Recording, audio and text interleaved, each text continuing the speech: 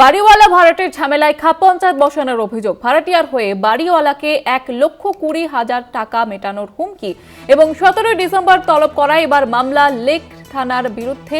মামলা দায়েরের অনুমতি বিচারপতি তীর্থঙ্কর ঘোষের। ইতিমধ্যেই মামলা দায়েরের অনুমতি বিচারপতি তীর্থঙ্কর ঘোষের। বিস্তারিত জানবো, টেলিফোন লাইনে রয়েছে প্রতিনিধি পীযূষ কান্তি নাগ। পীযূষ কান্তি, কি জানা যাচ্ছে? দেখো, বাড়িওয়ালা ভাড়াটের সমস্যা নিয়ে থানার ভেতরে খাপ পঞ্চায়েত বসানোর যে অভিযোগ উঠেছে তা নিয়ে কলকাতা হাইকোর্টে মামলা দায়ের হয়েছে পুলিশি অতি সক্রিয়তার বিষয় নিয়ে।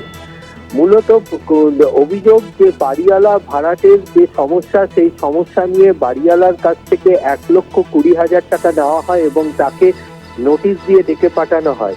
সেই নোটিশকে বাস্তবায়িত করবার জন্য ক্যান্সার রোগী বৃদ্ধকে অ্যাম্বুলেন্সে করে নিয়ে আসা হয় থানায়। তাকে দীর্ঘক্ষণ বসিয়ে রাখা হয় এবং তারপরে তাকে আবার পুনরায় হাজির হওয়ার নির্দেশ দেওয়া হয়েছে।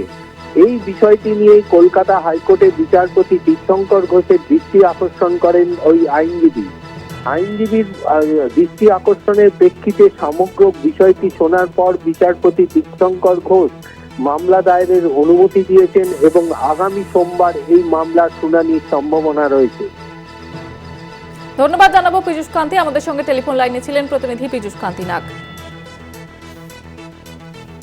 বাড়িওয়ালা ভাড়াটের ঝামেলায় খাপ পঞ্চায়েত বসানোর অভিযোগ উঠছে এবং ইতিমধ্যেই মামলা দায়েরের অনুমতি দেওয়া হয়েছে।